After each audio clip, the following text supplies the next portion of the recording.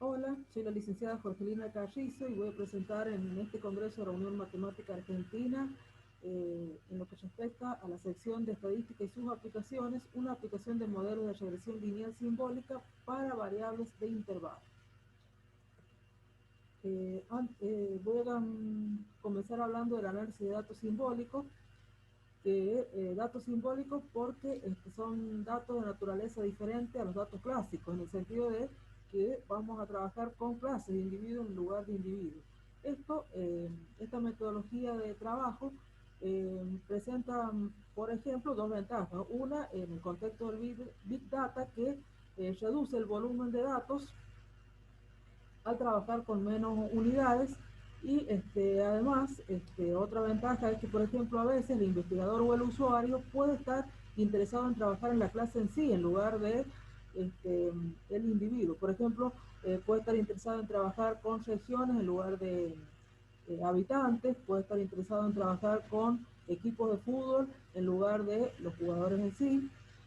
Estas clases son descritas por variables simbólicas que no toman un único valor, sino una distribución de valores en general. Ahora hablemos un poquito de la regresión simbólica, que es una parte del análisis simbólico de datos para variables de intervalo, lo que vamos a trabajar. Existen otros tipos de regresiones también en este mismo análisis. La regresión simbólica para datos de intervalos es una adaptación del modelo de regresión lineal clásico para variables de intervalo, donde los parámetros también se estiman por el método de mínimos cuadrados, pero usando promedios, varianzas y covarianzas simbólicas, o sea, esas definiciones. La regresión simbólica para variables de intervalo es una metodología del análisis de datos simbólicos que fue introducida por Villar y Diday. Estos autores presentaron su primer método de regresión para variables de intervalo al trabajar con un modelo de regresión clásica para los centros del intervalo. Posteriormente, estos mismos autores presentaron estimaciones a través de regresiones independientes para los límites superiores e inferiores del intervalo. Años más tarde, siempre acá estamos trabajando sobre ya los años 2000. Lima Neto y Carvalho, siguiendo con el enfoque de estos dos autores, trabajaron, digamos, emplearon los centros y los rangos para construir dos regresiones lineales clásicas independientes, pero ocurrió de que algunas veces la predicción del límite inferior podía exceder la del límite superior. Para evitar esta situación, estos mismos autores presentaron un modelo mejor, en la que obliga a los parámetros del modelo de los rangos a ser positivos. El hecho de trabajar con los intervalos, de reducir los intervalos hasta los puntos centrales o hasta los rangos para establecer un modelo, puede no reflejar, digamos, la variabilidad intrínseca de los datos. Interesados en brindar una solución a esto, Su y Villar propusieron más tarde un método de regresión para variables de intervalos, que es el método de la covarianza simbólica, que consiste en estimar los parámetros de regresión por el método de mínimos cuadrados usando la definición de covarianza simbólica. Todos estos métodos que les he comentado son métodos descriptivos, es decir, no podemos hacer inferencia, y son los que se presentan en el siguiente trabajo. Existen otros métodos de regresión simbólica para variables de intervalo en la literatura. Los métodos que les he comentado los vamos a aplicar a datos obtenidos por agregación de la matriz de datos murciélagos, que tiene como unidades a murciélagos que viven en Europa, caracterizados por el tipo de especie, la longitud de la cola, la longitud de la cabeza, la longitud del antebrazo y el peso. Los métodos descritos los vamos a comparar para evaluar su performance o su desempeño mediante el error cuadrático medio.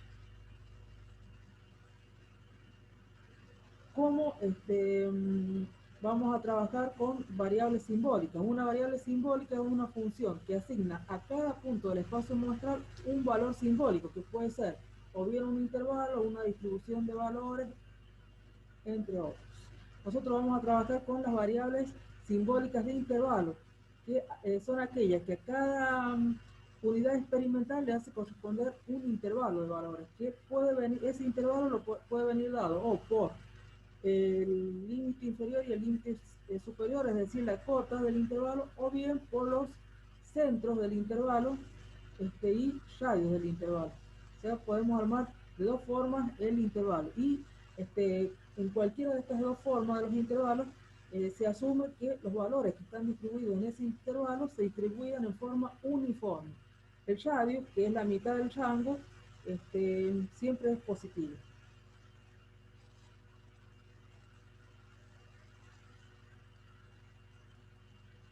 Como asumimos distribución uniforme, estas son las expresiones de la función distribución empírica de la distribución uniforme para variables de intervalo, y esta es la expresión de la densidad.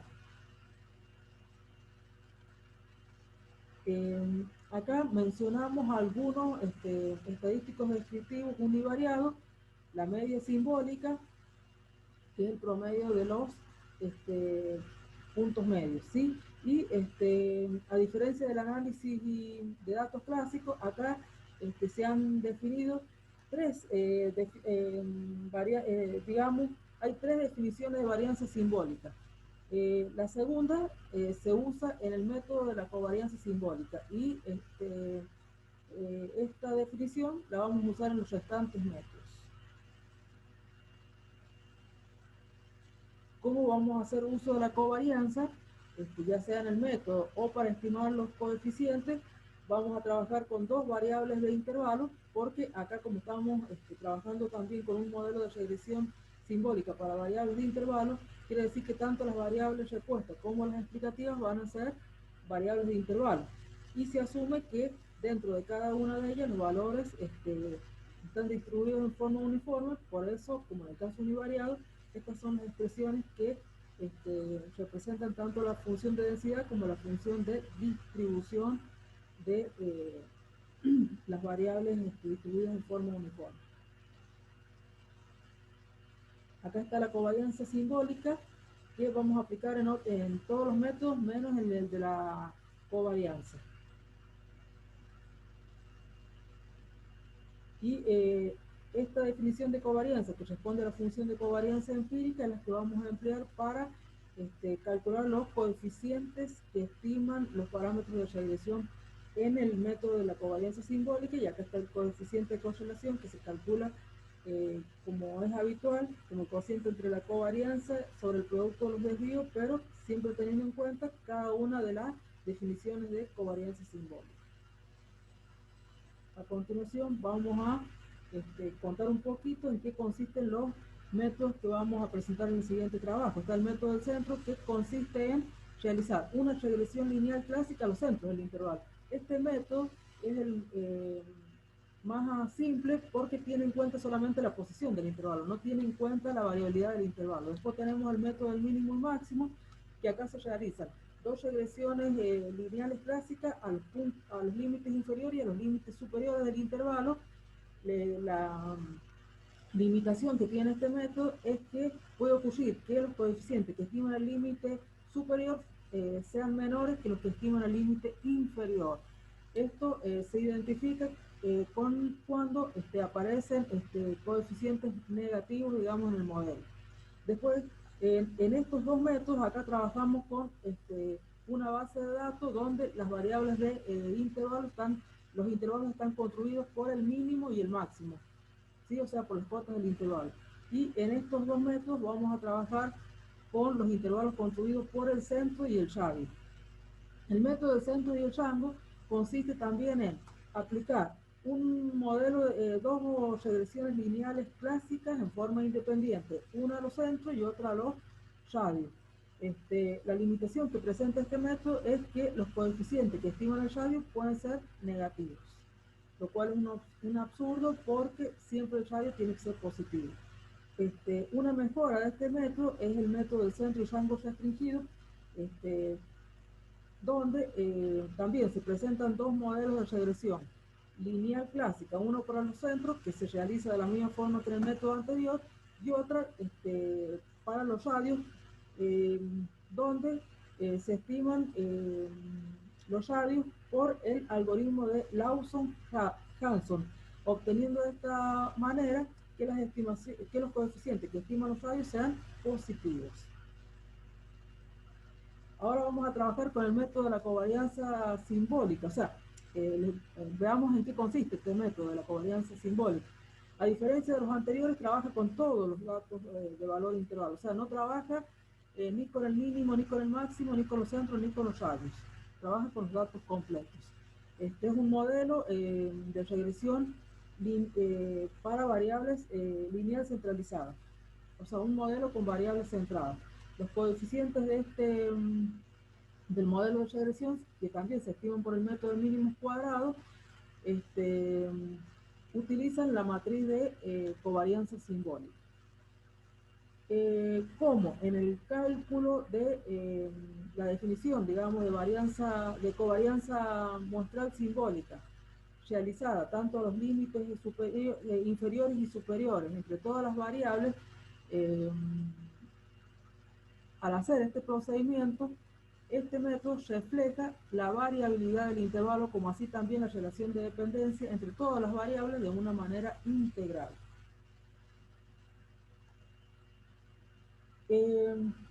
Los métodos presentados se aplican a la tabla simbólica de datos que ha sido generada por el paquete RSDA de la plataforma E. Este paquete permite llevar matrices de datos clásicas a matrices de datos simbólicas, donde en este caso, para este conjunto de datos, murciélago, que es el que vamos a trabajar, el concepto es cada especie de murciélago y las variables de intervalos que vamos a considerar son la longitud de la cabeza, la longitud de la cola, la longitud del antebrazo y el peso.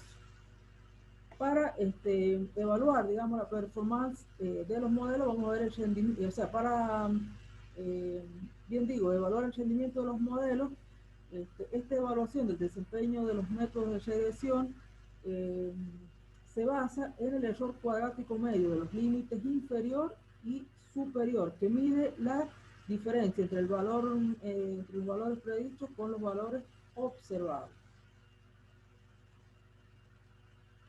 Bien, entonces acá tenemos para el conjunto de datos murciélago, acá tenemos la tabla simbólica generada por el paquete RSDA, donde en las filas tenemos los conceptos representados por cada especie de murciélago y en las columnas tenemos las variables simbólicas de intervalo.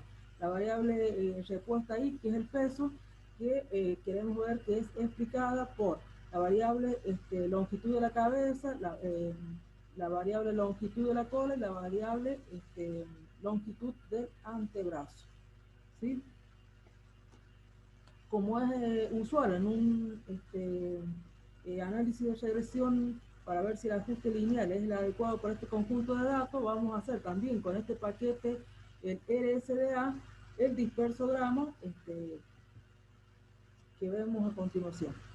Acá tenemos, entonces, que por ejemplo, como estamos trabajando con regresión múltiple, ven que acá tenemos como una especie de cinta de hipercubo que tiene una tendencia lineal, ¿sí? De x1 con x2, de x1 con x3 y de x2 con x3. En algunos se nota más el ajuste lineal que en otros, ¿sí? Para comparar los distintos métodos que estamos viendo, vamos a hacer uso del paquete y regresión de la plataforma R también. Con este paquete y regresión vamos a calcular los coeficientes que estiman, digamos, los modelos. De esta forma podemos escribir con esos coeficientes obtenidos a partir de ese paquete y regresión los valores predichos para el modelo del centro, el modelo del mínimo y máximo, el modelo del centro y rango, el modelo del centro y rango restringido y el modelo de la covarianza simbólica. ¿Sí? Y también a partir de este paquete y regresión podemos, digamos, calcular o obtener los valores de los errores cuadráticos medios para el límite inferior y el error cuadrático medio para el límite superior. Y si vemos un poquito, por ejemplo, para los distintos modelos, el que tiene el menor error cuadrático medio para el límite inferior es el modelo del mínimo y del máximo. Y el que tiene el menor error cuadrático medio para el límite superior también es, en este caso, el modelo o el método del mínimo y máximo. Quiere decir que este modelo del mínimo y máximo funciona mejor que los restantes al estimar los coeficientes del límite inferior y superior porque presenta el menor error cuadrático medio, pero puede suceder que para un modelo sea menor el error cuadrático medio que estima el límite inferior y para otro modelo puede ser distinto el error, o sea, puede ser menor el error cuadrático medio que estima el límite superior. O sea, en este caso justo coincide que es el mismo modelo, pero no necesariamente. Puede ocurrir que sea más chico para uno y más chico para otro modelo, los respectivos errores cuadráticos medios. Y como en este caso hemos visto que es el mínimo y el máximo, acá están expresadas los valores predichos. Todos los métodos que hemos presentado hasta acá son descriptivos, porque no permiten hacer, no son probabilísticos, porque no permiten hacer inferencia. Bueno, en conclusión, en este trabajo se han presentado modelos de regresión simbólica para variables de intervalos probados en clases, en datos, mediante clases de murciélago obtenidos de la clase que pertenece.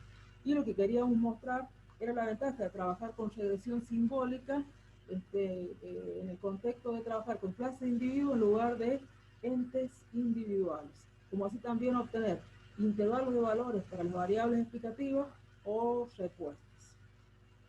Tanto para, digamos, en el contexto de datos simbólicos, en particular en los datos de intervalos, los supuestos probabilísticos que involucran la teoría de regresión lineal son un tema de investigación importante en el análisis de datos simbólicos que requiere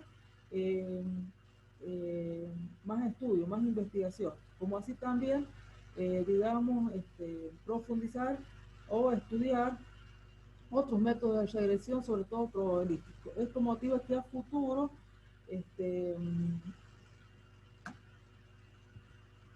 se desarrollen metodologías de regresión utilizando la aritmética de intervalos, como así también repuestos de naturaleza aleatoria. Esta sería la bibliografía en la que hemos hecho el trabajo. Muchas gracias.